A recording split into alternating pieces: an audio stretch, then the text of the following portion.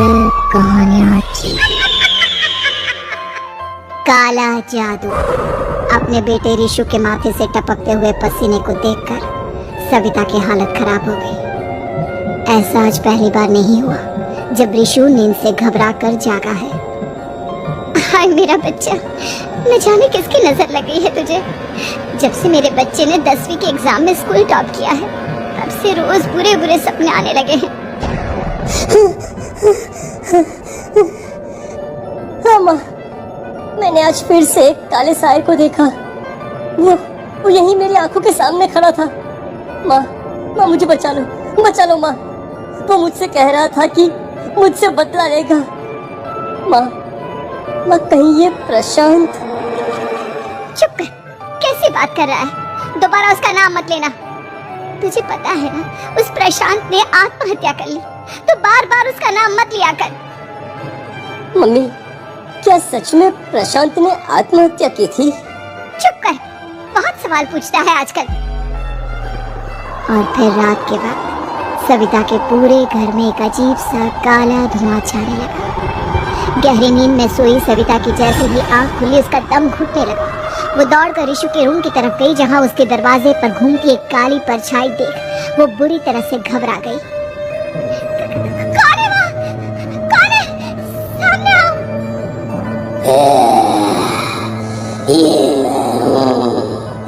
तुम्हारी काली करतूत।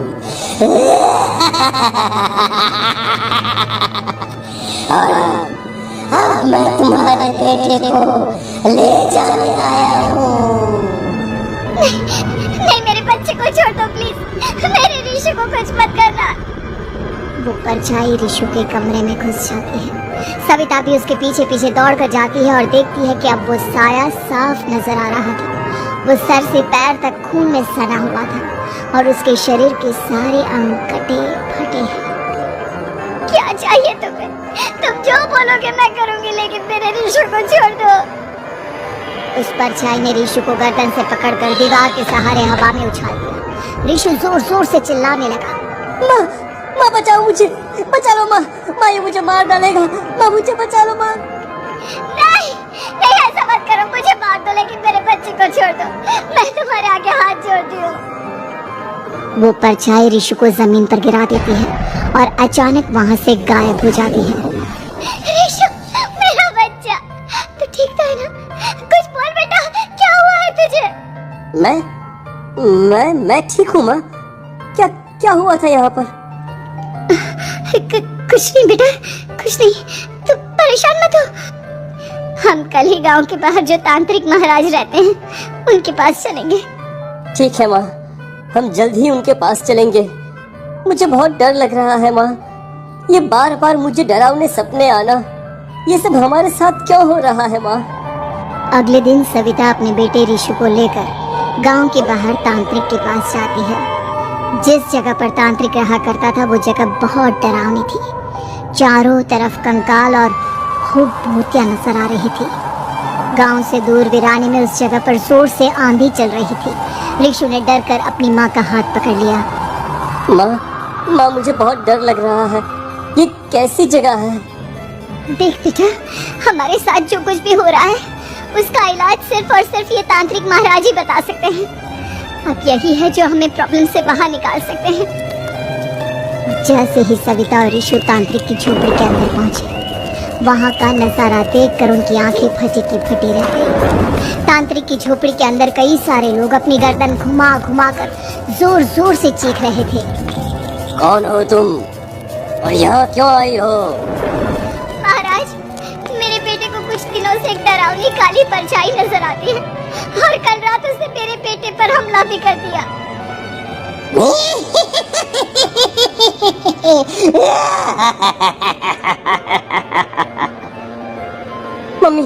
मम्मी हमें यहाँ से चलना चाहिए। ये जगह मुझे ठीक नहीं लगती। नहीं बेटा, ऐसा नहीं कहते। रुक जाओ, 2 मिनट के लिए रुक जाओ। क्या कहा? काली परछाई?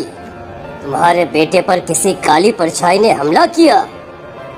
हाँ महाराज, वो कह रही थी कि वो मेरे बेटे को कुछ कर देगी। कोई उपाय बताइए महाराज, मेरे बेटे के साथ कुछ गलत नहीं होना चाहिए। तुमने किसी दूसरे के साथ गलत किया है तो तुम्हारे साथ भी गलत होकर ही रहेगा। तुमने किसी की जान ली है, किसी को मार डाला है तुमने। नहीं महाराज, मैंने ऐसा कुछ नहीं किया। मैंने किसी की जान नहीं ली। मुझे कोई उपाय बताइए। लगता है तुम इतनी आसानी से नहीं मानोगी। मैं तुम्हें अभी उस काली परछाई से मिलवा देता हूँ और वही सारा सच तुम्हारे सामने लेकर आएगा। सविता और ऋषु ने डर के मारे अपनी आंखें बंद कर ली। तभी अचानक तांत्रिक की झोपड़ी में अजीबोगरीब आवाजें गूंजने लगी। सविता और ऋषु बुरी तरह से कांप रहे थे। आंखें खोलो और अपने सामने देखो। क्या यही है वो जिससे तुम कल रात को मिली थी? बताओ मुझे। हाँ, इसने कल रात मेरे बेटे के ऊपर हमला किया था। ये उसी लड़के की भटकती हुई आत्मा है जिसे कुछ दिन पहले तुमने मार डाला था। मम्मी ये महाराज क्या कह रहे हैं? क्या सच में आपने किसी की जान ली है, किसी को मार डाला है? अगर हाँ तो बताइए ना मम्मी, किसको मारा है आपने? किसको? तुम्हारी माँ इतनी आसानी से सच नहीं बताएगी बेटा। इसने एक बच्चे की जान ली है। कहीं उसका नाम प्रशांत तो नहीं महाराज? वो मेरा दोस्त है, मेरा मतलब मेरा पड़ोसी है। सही पहचाना। देखा सविता, तुम्हारा खुद का बेटा भी जानता है कि तुमने किसी के प्राणों की बलि चढ़ा दी और इसीलिए अब उसकी बुरी आत्मा तुम्हारे घर में भटकती है। मुझे माफ कर दीजिए महाराज, मुझसे बहुत बड़ी गलती हो गई। प्रशांत हमारे पड़ोसी का बेटा था। हर बार उसके नंबर मेरे बेटे से ज्यादा आते थे और इसलिए मैंने उसके कमरे के बाहर काला जादू किया था, पर मुझे नहीं पता था कि वो मर जाएगा। तुम्हारे उसी काले जादू वाली गुड़िया के अंदर एक बुरी आत्मा थी जिसने उस बच्चे के दिमाग पर बुरा असर कर दिया और उसी की वजह से उस लड़के ने अपनी बालकनी से कूदकर आत्महत्या कर ली। इसकी वजह सिर्फ और सिर्फ तुम हो, तुम। नहीं महाराज, जो कुछ भी हुआ मुझे नहीं पता था कि प्रशांत अपनी जान दे देगा। प्रशांत की आत्मा इस वक्त तुम्हारे सामने खड़ी है, हमसे बात करना चाहती है। बोलो क्या कहना चाहते हो? मैं जीना चाहता था, बड़ा होकर कुछ बनना चाहता था। आपके बेटे से मुझे कोई परेशानी नहीं थी। अरे वो तो मेरा अच्छा दोस्त था। मुझे माफ कर दो बेटा, मुझसे बहुत बड़ी गलती हो गई, मुझे माफ कर दो। माफ करने से मुझे वापस जिंदगी नहीं मिल जाएगी। मेरे माँ बाप आज भी मेरे लिए रोते हैं। आपने मेरे साथ बहुत गलत किया है, बहुत गलत। और तभी अचानक प्रशांत की आत्मा वहाँ से गायब हो जाती है। सविता जोर जोर से रोने लगती है। सुन लिया तुमने? ये तुम्हारे अपने ही किए हुए पाप हैं जो इस तरह से तुम्हारे सामने आ रहे हैं। माँ, ये आपने अच्छा नहीं किया। सिर्फ 10th बोर्ड के एग्जाम में मैं टॉप कर पाऊँ इसीलिए आपने मेरे दोस्त के ऊपर काला जादू कर दिया। नहीं मम्मी नहीं, अब हम कभी खुश नहीं रह पाएंगे, कभी नहीं। मेरे दोस्त की आत्मा को कभी शांति नहीं मिलेगी मम्मी, कभी नहीं। लेकिन मैंने जो कुछ भी किया सिर्फ तुम्हारे लिए किया। वो लड़का हमेशा फर्स्ट पोजीशन पर आ जाता था और इस वजह से हमेशा तुम्हारे मार्क्स कम पड़ते थे। मैंने तो सिर्फ उस पर एक छोटा सा काला जादू किया था बेटा। मुझे क्या पता था कि उसका ये नतीजा निकलेगा। जिस गुड़िया को तुमने उस लड़के के कमरे के दरवाजे पर लगाया था, दरअसल उसके अंदर एक बुरी आत्मा का प्रवेश हो गया था, जैसा कि अक्सर काला जादू करते समय हो जाता है। मुझे अपनी गलती का एहसास हो गया है। मैं प्रायश्चित करना चाहती हूँ, आप बताइए मैं क्या करूँ? प्रशांत के घर जाकर उस काली गुड़िया को वहाँ से निकालकर यहाँ लेकर आओ। मैं उसे आग में जलाकर राख कर दूंगा और उसके बाद प्रशांत की आत्मा को हमेशा के लिए मुक्ति मिल जाएगी। अगली रात सविता चुपचाप अपने पड़ोसी प्रशांत के घर जाती है। प्रशांत के माँ बाप प्रशांत की मौत के बाद उस घर को छोड़कर हमेशा के लिए वहां से चले गए थे। जैसे ही सविता उस घर के अंदर कदम रखती है, उसका सामना अजीबोगरीब हैवानियत से भरी आवाजों से होने लगता है। ऐसा लग रहा था जैसे कोई बुरी तरह से चीख रहा हो। सविता जैसे ही प्रशांत के कमरे के बाहर पहुंचती है, वहां पर लटकी हुई गुड़िया के शरीर से खून टपकने लगता है। ये क्या हो रहा है?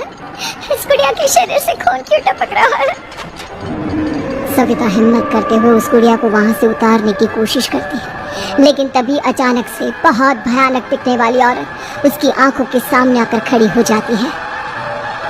मैं यहाँ से कहीं नहीं जाऊंगी, और अगर तूने मुझे यहाँ से हटाने की कोशिश की तो मार डालूंगी मैं तुझे। नहीं नहीं, मुझे तुम्हें यहाँ से ले जाना ही होगा, नहीं तो मेरा बेटा, उसकी जान को खतरा है। मैं तुम्हें नहीं छोड़ सकती। अगर तुम्हारे अंदर हिम्मत है तो मुझे इस घर से बाहर ले जाकर दिखाओ। और ऐसा कहकर वो औरत सविता के ऊपर हमला कर देती है और उसे हवा में उछाल उछाल कर जमीन पर पटकती है। लेकिन तभी अचानक मौका देखकर सविता अपने हाथ में ली हुई सुई उसके हाथ में चुभो देती है। हाथ में सुई लगते ही वो औरत जमीन पर तड़पने लगती है। ये क्या किया तूने? ये क्या कर दिया? तुझे ऐसा नहीं करना चाहिए था। तांत्रिक ने मुझे कहा था कि तुझसे जीतने का सिर्फ यही एक तरीका है जिससे मैं अपने पापों का प्रायश्चित कर सकती हूँ और अपने बेटे की जान बचा सकती हूँ। और उसके बाद वो डरावनी दिखने वाली औरत एक छोटी सी जादुई गुड़िया में तब्दील हो गई और सविता ने उसे ले जाकर तांत्रिक को दे दिया। तांत्रिक ने जादुई गुड़िया को आग के हवाले कर दिया।